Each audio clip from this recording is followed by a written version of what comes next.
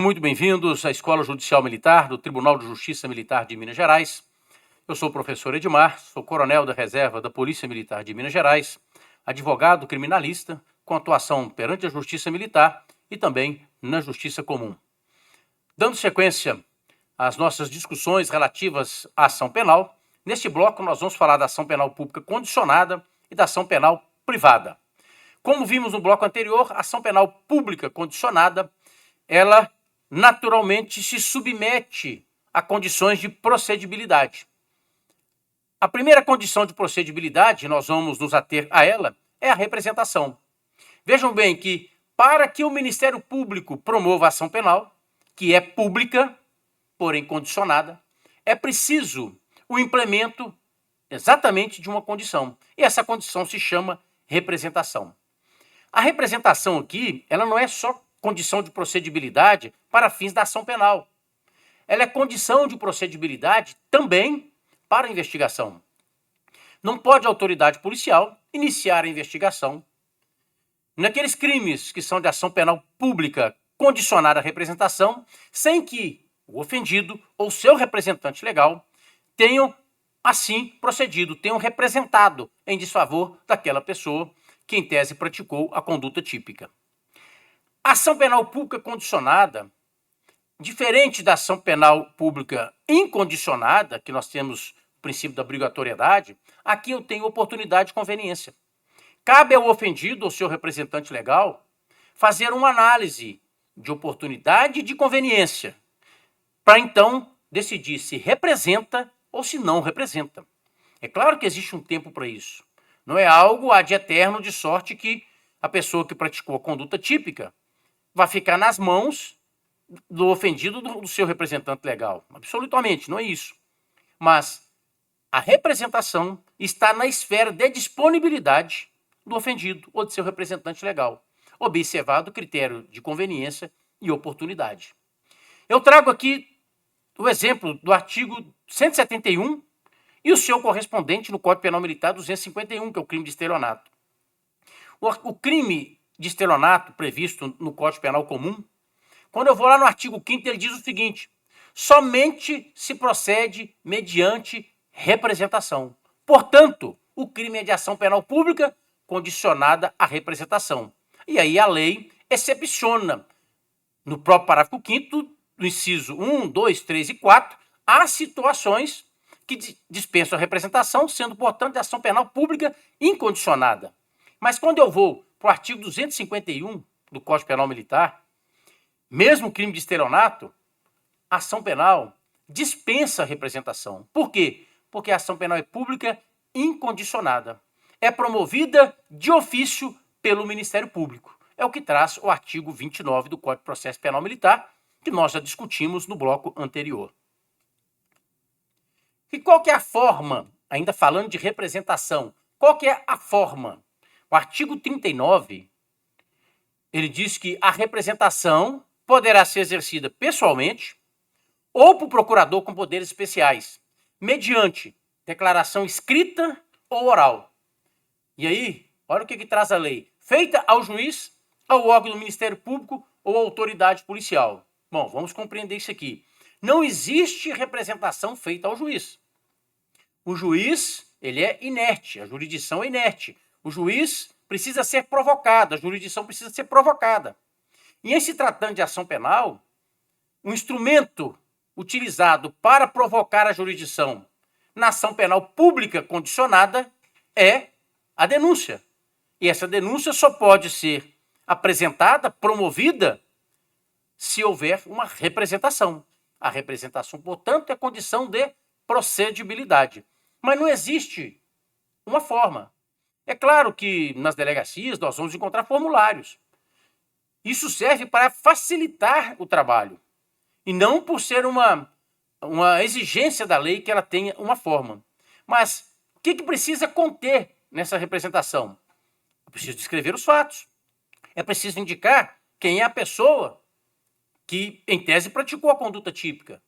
É preciso indicar onde que essa pessoa pode ser encontrada. Mas não existe uma forma, mas existem requisitos. E aí eu trago a discussão aqui do boletim de ocorrência. Aqui em Minas Gerais, nós chamamos de um relatório de eventos de defesa social. É o boletim de ocorrência policial. E eu trago, portanto, esse posicionamento do STF, ainda do ministro Moreira Alves. Para a representação, não se exige formalismo, sendo suficiente, e aí ele cita o caso concreto, a manifestação inequívoca de que se inicie o processo contra o acusado, ou contra a pessoa que em tese praticou a conduta típica. Portanto, é possível que a representação venha no boletim de ocorrência? Sim, perfeitamente, não há nenhum impedimento para isso. Ainda a respeito da representação, quem é o titular? Bom, é o ofendido. Não sendo possível o ofendido, por ser menor ou por estar ausente, nós temos, portanto, o representante legal. Parágrafo 1º do artigo 24. No caso de morte do ofendido, ou quando declarado ausente por decisão judicial, o direito de representação passa. Aí nós temos uma ordem. É o CAD. Cônjuge, ascendente, descendente ou irmão. Então, existe uma ordem de preferência. A pessoa que foi vítima do crime, por exemplo, de ameaça, que a ação penal é pública condicionada, faleceu. O fato da vítima falecer não extingue a punibilidade. O que extingue a punibilidade é o falecimento daquele que praticou a conduta típica. Nasce, portanto, como sucessão, o direito do cônjuge em representar, junto à Polícia Civil para que ela investigue, no caso TCO, junto ao Ministério Público para que promova a ação penal pública. O cônjuge não quer, eu tenho a possibilidade dos ascendentes, descendente ou, por fim, o irmão. Qual que é o prazo? Bom, o prazo é decadencial de 6 meses. Não pode aquela pessoa que praticou a conduta em tese típica, cometeu o crime em tese, não pode essa pessoa ficar nas mãos do ofendido ou da vítima, eternamente. O ofendido ele tem um prazo de 6 meses dentro da sua esfera de disponibilidade para decidir se vai ou não representar. O artigo 38 traz esse prazo da seguinte forma: salvo disposição em contrário. Nós vamos falar da disposição em contrário quando tratarmos da ação penal privada. O ofendido, ou seu representante legal, perde o direito de queixa, ação penal privada, ou de representação, ação penal pública condicionada à representação, se não exercer dentro do prazo de 6 meses. Aqui a discussão não é de prescrição. O crime ainda não está prescrito, mas não é mais possível fazer nada porque o ofendido ou seu representante legal perdeu o direito de provocar o Ministério Público por meio da representação. E é contada a partir de que dia? Não é do dia que o crime foi praticado ou que a conduta foi praticada. Começa-se a contar o prazo de 6 meses, a partir do dia que o ofendido ou seu representante legal toma conhecimento de quem é o autor do crime. Ou, no caso do artigo 29, aí estão tratando de ação penal privada subsidiária da pública, a partir do dia que encerra o prazo para o Ministério Público, portanto, oferecer a denúncia. Vamos nos ater aqui à ação penal pública condicionada. Portanto, 6 meses, a partir do momento que o ofendido ou seu representante legal tenha conhecimento de quem é o autor do crime. Quem que é o destinatário da representação? Voltamos ao artigo 39. O direito de representação poderá ser exercido pessoalmente ou por procurador com poderes especiais, mediante declaração escrita ou oral, aí eu destaco, feita ao juiz, ao Ministério Público ou à autoridade policial. Ao juiz, não pode representação ao juiz. Se a pessoa chegar no gabinete do juiz e falar: "Ô, doutor, excelência, eu quero fazer uma representação contra um vizinho que me ameaçou", o juiz vai direcionar para o gabinete do promotor, vai direcionar para a delegacia de polícia, vai direcionar para o acionamento do 190, de uma viatura, menos colocar essa pessoa ali na frente, sentar, vamos tomar a termo aqui a sua representação. Não pode, porque a jurisdição é inerte. E a retratação? É um termo importante também dentro da ação penal pública condicionada. O artigo 25 diz que a representação será irretratável, mas só depois do oferecimento da denúncia. Portanto, se a pessoa representa perante a Polícia Civil, no sentido de que a autoridade policial conduza a investigação sobre aquela aquele fato, aquela conduta típica, e depois, ainda repensando, ela fala, olha, não quero mais, eu quero me retratar. Ela pode se retratar de forma tácita ou expressa. Agora, a partir do momento que o Ministério Público oferece a denúncia, bom, não é mais possível. Porque o Ministério Público não pode desistir da ação penal. E ação penal pública condicionada é ação penal pública. Não pode o Ministério Público mais dela desistir. O momento, portanto, para a retratação, ele se encerra com o oferecimento da denúncia. Quando eu vou ali para a Lei 11.340, que trata aí da violência doméstica, e isso foi objeto, inclusive, de uma ação direta de inconstitucionalidade, 7267, o artigo 16 diz o seguinte, nas ações penais públicas condicionadas à representação da ofendida, de que trata esta lei, só será admitida renúncia à representação perante o juiz, em audiência especialmente designada com tal finalidade, antes do recebimento da denúncia e ouvido do Ministério Público. Portanto, o marco é recebimento da denúncia, não oferecimento. Mas em audiência, perante o juiz. Qual que foi a discussão da ação direta de inconstitucionalidade? Poderia o juiz, de ofício, marcar essa audiência? O STF disse que não. O juiz não pode marcar audiência de ofício para perguntar para a ofendida se ela quer ou não. Ela é que tem que, por meio de seu advogado, pedir ao juiz. Olha, eu quero me retratar. Eu quero renunciar à representação que fiz. Isso será feito perante o juiz e perante o Ministério Público, ouvido o Ministério Público, e antes do recebimento da denúncia. Portanto, o STF entendeu que o artigo 16 ele é constitucional. Não pode haver retratação senão em juízo, mas não pode o juiz, de ofício, agendar audiência ou marcar audiência e intimar as partes para que se manifeste se quer prosseguir ou se quer renunciar. Ação penal privada. A ação penal privada ela passa necessariamente pela discussão do direito de punir. E o direito de punir no Estado Democrático de Direito cabe com exclusividade ao Estado. Só o Estado pode punir. E para punir, eu estou falando em matéria penal, o Estado precisa perseguir em juízo. É preciso observar o devido processo legal.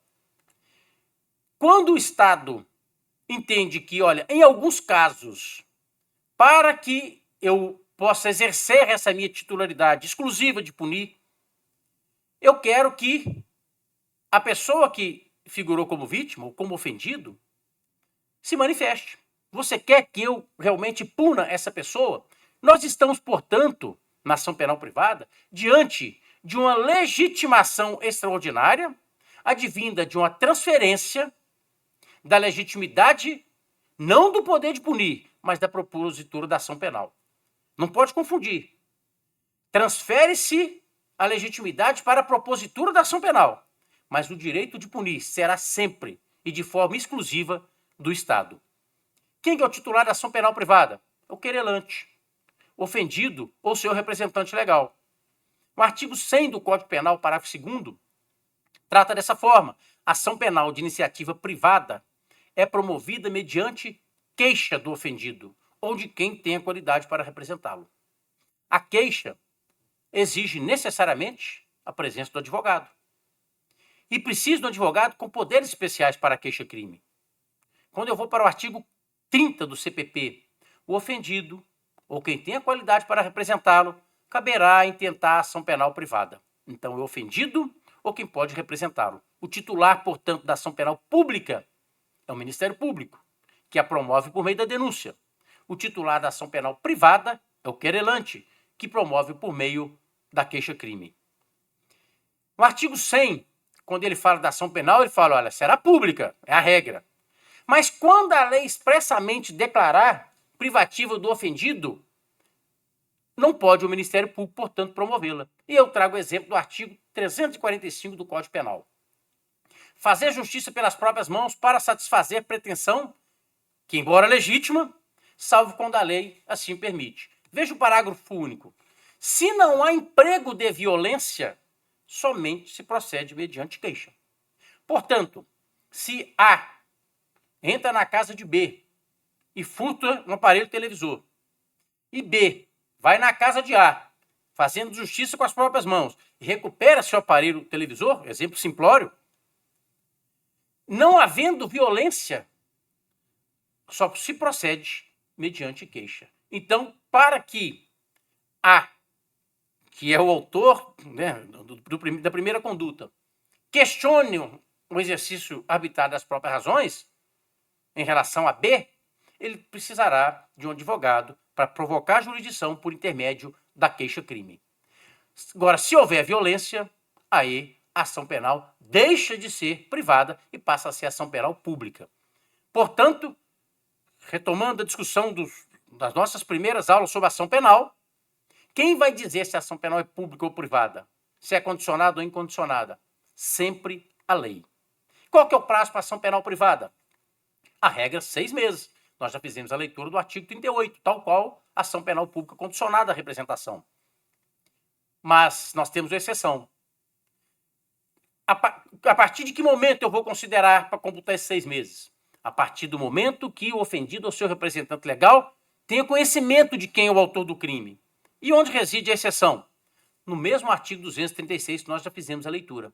A exceção é que o prazo começa a contar não do momento que o ofendido ou seu representante legal tem conhecimento de quem é o autor do crime, e sim a partir do trânsito em julgado da sentença que, por motivo de erro ou impedimento, anulou o casamento.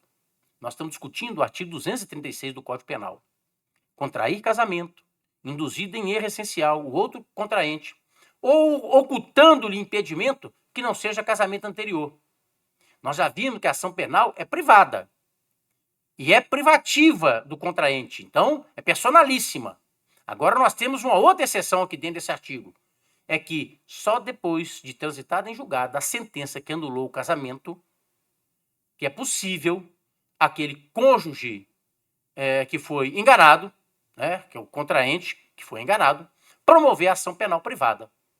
Em sendo a ação penal privada, queixa-crime. Queixa-crime, necessariamente a presença do advogado. Dentro dos seus princípios, oportunidade e conveniência. Cabe ao titular da ação penal a faculdade de promovê-la. Ninguém pode interferir nessa faculdade. Disponibilidade, sim, permite que, inclusive, ele desista do processo criminal. Mas também o princípio da indivisibilidade. Uma vez proposta a queixa-crime contra qualquer um dos autores do crime, está obrigado, portanto, o querelante a promover a ação penal contra todos eles. E aí o Ministério Público, como fiscal da lei, tem o dever de cuidar deste princípio da indivisibilidade. Quando eu vou para o artigo 49, quando o ofendido ou seu representante legal renuncia ao direito de queixa em relação a um dos autores, eles também está renunciando em relação a todos os autores. Quando eu vou para o artigo 51, o perdão concedido pelo querelante, que é o ofendido, a um dos querelados, esse perdão aproveitará a todos. Todavia, não produz efeito em relação àquele que recusou o perdão. Esse é o princípio, portanto, da indivisibilidade. Vamos passar aqui para o próximo slide. E no âmbito da justiça militar? Bom, no âmbito da justiça militar, só existe uma possibilidade da ação penal privada. Só uma. É a subsidiária da pública, com fundamento na Constituição. Quando o Ministério Público, portanto, sendo titular da ação penal pública, e os crimes militares são todos de ação penal pública, o Ministério Público, ele deixa de promover a ação penal pública na forma da lei, nasce para o ofendido ou seu representante legal, com fundamento na Constituição, o direito de provocar a jurisdição por intermédio da queixa-crime, por intermédio da ação penal privada, dada a desídia do Ministério Público, e a partir deste momento, recebida a queixa, o Ministério Público reassume a titularidade. Portanto, o crime militar, ele não deixa de ser um crime de ação penal pública em face do permissivo constitucional para ação penal privada subsidiária da pública. Continua sendo ação penal pública, porém, a forma de provocar a jurisdição passa a ser a queixa-crime, dada a inércia do Ministério Público. Vou passar aqui mais um slide. Isso. Encerramos, portanto, este nosso bloco. E no próximo bloco, nós vamos discutir um tema muito importante, que é a ação civil ex delito, e discutir os reflexos cíveis da sentença penal condenatória advinda da justiça militar. Nós vamos tratar do que tem de previsão no Código de Processo Penal Comum e que não tem de previsão no Código de Processo Penal Militar em relação à indenização advinda da conduta criminosa. A condenação criminal, até que ponto ela reflete no juízo cível. E aí nós vamos retomar a discussão da competência civil e criminal da Justiça Militar. Muito obrigado, até a próxima aula.